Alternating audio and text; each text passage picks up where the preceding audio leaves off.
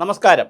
Service മാറ്ററുകളും unorganised ആയിട്ടുള്ള അസംഘടിതമായ തൊഴിലാളികളുടെ മേഖലയെക്കുറിച്ചൊക്കെ നമ്മൾ ധാരാളം വീഡിയോസ് ചെയ്തിട്ടുണ്ട്. ധാരാളം അംഗനവാടികൾ, ആശാ വർക്കേഴ്സ്, തൊഴിലുറപ്പുകാർ, ഹരിതകർമ്മസേനക്കാർ, കെട്ടിട നിർമ്മാണ തൊഴിലാളികൾ, ഇങ്ങനെ അതുപോലെ തന്നെ പാചക തൊഴിലാളികൾ, അങ്ങനെ ഒത്തിരി വീഡിയോസ് നമ്മൾ ചെയ്തിട്ടുണ്ട്. ഇന്നിപ്പോൾ ഞാനൊരു സ്പെഷ്യലായി ഈ വീഡിയോ ചെയ്യുന്നത് കെട്ടിട നിർമ്മാണ തൊഴിലാളികളിൽപ്പെട്ട വലിയ ഒരു വിഭാഗം ആളുകൾ, വലിയ വിഭാഗമുണ്ട്, ലക്ഷങ്ങളുണ്ടത്. അവർ ശരിക്കും പറഞ്ഞാൽ 60 വയസ്സ് വരെ നമുക്കെല്ലാവർക്കും മനോഹരമായി കെട്ടിടങ്ങൾ ഉണ്ടാക്കി തന്നവരാണ്, റോഡ് പണിത് തന്നവരാണ്, പാലങ്ങൾ ഉണ്ടാക്കി തന്നവരാണ്. ഈ കാണുന്ന സുഖസൗകര്യങ്ങളൊക്കെ നമുക്ക് അനുഭവിക്കാനുള്ള ആനന്ദത്തിനും സന്തോഷത്തിനുള്ള വക നൽകി പണം കൊടുത്തിട്ടാണ്, ഫ്രീ ആയിട്ടല്ലല്ലോ ചെയ്തു തരുന്നത്. പക്ഷേ അത് ചെയ്തു തന്ന ഒരു ടെക്നിക്കൽ സ്കിൽ വിഭാഗമാണ് മേശരിമാരും കയ്യാളുമാരും കൊത്തന്മാരും എന്നൊക്കെ പറയുന്നൊരു വിഭാഗം. അവർക്ക് ക്ഷേമ പെൻഷനുണ്ട്. യഥാർത്ഥത്തിൽ അവരുടെ ക്ഷേമ പെൻഷൻ ഒരു കാരണവശാലും മുടങ്ങാനുള്ളതല്ല. കാരണം സർക്കാരിൻ്റെ സഹായം ആവശ്യമില്ല അവർക്ക്. അവരടയ്ക്കുന്ന ചെറിയ തുക ഒഴിച്ച് ബാക്കി തുക, അതായത് 5 വർഷം തുടർച്ചയായി ക്ഷേമനിധി ബോർഡിൽ പൈസ അടച്ചാൽ പൈസ കിട്ടും. 55 വയസ്സുകാർക്ക് അടയ്ക്കാൻ പറ്റും. 56 വയസ്സായപ്പോൾ പിന്നെ അടയ്ക്കാൻ പറ്റത്തില്ല. 55 വയസ്സിനകത്ത് അടയ്ക്കാം. 60 വയസ്സാകുമ്പോൾ പെൻഷൻ കിട്ടും. വലിയ തുകയൊന്നുമില്ല, നാമമാത്രമായ തുകയുള്ളൂ. പക്ഷേ എങ്കിലും അവർക്ക് ഒന്നിച്ച് കിട്ടുമ്പോൾ വലിയ സന്തോഷമാണ്. ഈ തുക അവർക്ക് കൊടുക്കുന്നതിന് വേണ്ടി സർക്കാർ നല്ല മനോഹരമായ ഒരു ആശയമാണ് മുമ്പോട്ട് വെച്ചത്. പക്ഷേ ആശയം വർക്കൗട്ട് ചെയ്യുന്നില്ല. ആശയം മറ്റൊന്നുമില്ല, പുതിയ കെട്ടിടങ്ങൾ, ധാരാളം ബഹുനില മന്ദിരങ്ങൾ, ഒരുപാട് സംവിധാനങ്ങൾ വരുന്നുണ്ടല്ലോ, കെട്ടിടങ്ങളൊക്കെ വരുന്നുണ്ടല്ലോ. ഇതിൻ്റെ സെസ് ഏർപ്പെടുത്തും, ഒരു ചെറിയ തുക, ഒരു നികുതി പോലെ. ഈ തുക വലിയ പൈസ വരും, സ്റ്റേറ്റിന് വലിയ പൈസ കിട്ടും ക്ഷേമനിധി ബോർഡിന്.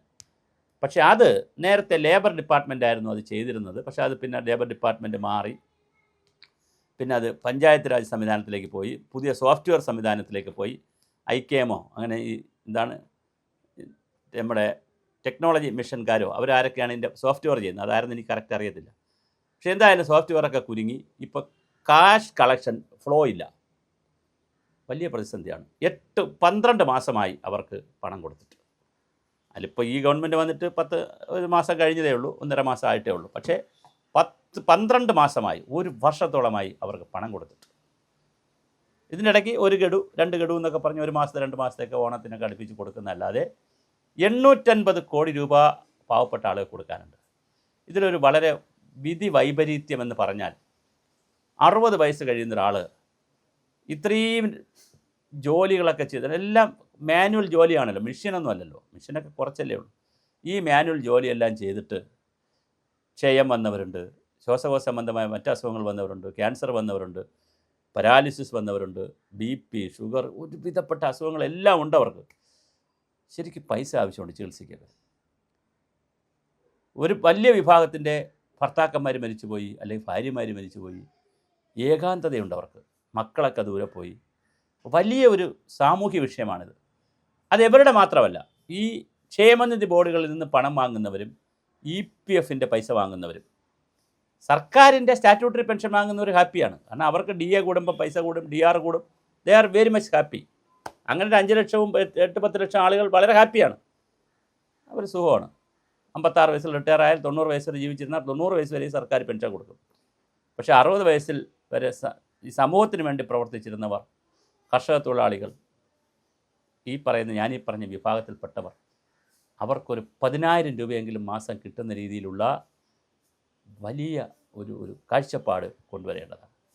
EPFകാരുടെ കാര്യവും കഷ്ടമാണ്. 600 രൂപ, 1000 രൂപ, എന്താണ്? മൊബൈൽ റീചാർജ് ചെയ്യാനുള്ള പൈസ ഇല്ലല്ലോ. ഒരു ദിവസം ഒരു വടയും ഒരു ചായയും കഴിക്കണമെങ്കിൽ 24 രൂപയാവും ഇപ്പോഴത്തെ സാധാരണ തട്ടുകടയിൽ. പിന്നെ വലുത് ഹോട്ടലിലൊക്കെ വ്യത്യാസം വരും. രാവിലെയും വൈകുന്നേരമാണ് ഒരാൾ കഴിക്കണം തീരുമാനിച്ചാൽ 48-50 രൂപയാവും. അങ്ങനെയാണെങ്കിൽ 1500 രൂപ ഒരു മാസം. ആ പൈസ കൊടുക്കുന്നില്ല പലർക്കും. ഇപ്പോൾ ചായക്കുള്ള പൈസ പോലും കിട്ടാതെ 60 വയസ്സ് വരെ ജോലി ചെയ്ത ഒരു വലിയ വിഭാഗം കേരളത്തിലുണ്ട്. അവർ മാന്യന്മാരാണ്, അതുകൊണ്ട് വഴക്കുണ്ടാക്കുന്നില്ല. അവർ ആരോടും പോയി പരാതിപ്പെടുന്നില്ല, അവർ സമരം ചെയ്യുന്നില്ല.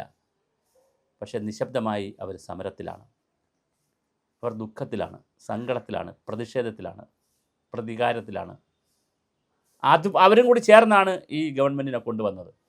കഴിഞ്ഞ ഗവൺമെൻറ്റിനെ 10 മാസത്തോളം കൊടുക്കാതിരുന്നപ്പോൾ അതിൻ്റെ പ്രതികാരം കൂടിയിട്ടാണ് കെട്ടിട നിർമ്മാണ തൊഴിലാളികൾ അടക്കമുള്ള ആളുകൾ വോട്ട് ചെയ്തിട്ടാണ് ഈ ഗവൺമെൻറ് വന്നിരിക്കുന്നത്.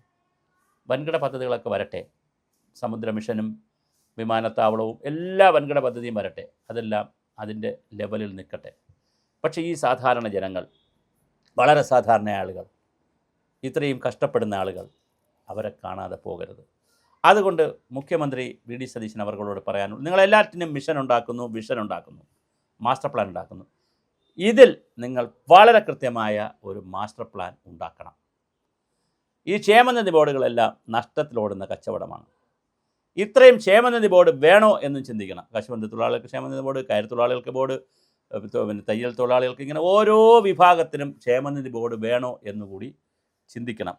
കോമണായി ഒരു ക്ഷേമനിധി അതോറിറ്റി വല്ലതും രൂപീകരിച്ചിട്ട് അതിന് ജില്ലാ പ്രാദേശിക തല ഓഫീസുകൾ ഉണ്ടാക്കിയ പോരെ. അപ്പോൾ ഇത്രയും ചെയർമാനും അതും ഇതും സന്നാഹവും ബോർഡ് മെമ്പർമാരും വലിയ സന്നാഹത്തിൻ്റെ ആവശ്യമില്ല.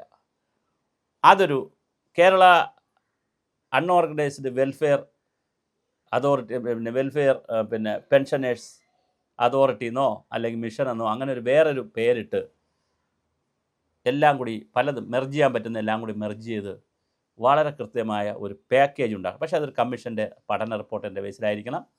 സ്റ്റേക്ക് ഹോൾഡേഴ്സായിട്ടുള്ള ഈ ആളുകളുടെ വിശ്വാസത്തിലെടുക്കണം. സുവമോട്ടോ അതൊന്നും ചെയ്യരുത്. എല്ലാ വ്യാപകമായ ജനകീയ ചർച്ചയ്ക്ക് ഈ വിഷയം വയ്ക്കണം. പഞ്ചായത്ത് രാജ് സ്ഥാപനങ്ങൾക്കും ഇവർക്ക് വേണ്ടി കുറേ കാര്യങ്ങൾ ചെയ്യാൻ പറ്റും. അവരുടെയും സേവനമെടുക്കണം. നമ്മൾ കിഫ്ബിയിലൊക്കെ ഈ പെട്രോളിന് ചെറിയ പൈസ സെസ്സൊക്കെ ഏർപ്പെടുത്തി കിഫ്ബിയിൽ പൈസ വിരിച്ചവരല്ലേ.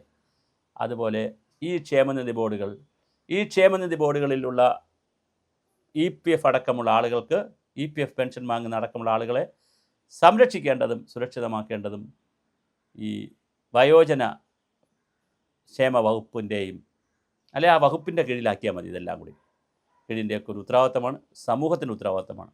ലോകത്തിന് മുഴുവൻ സ്ഥലങ്ങളിലും കുട്ടികളെയും സീനിയർ സിറ്റിസന്മാരെയും സമൂഹം വലിയ വില കൊടുത്താണ് കാണുന്നത്.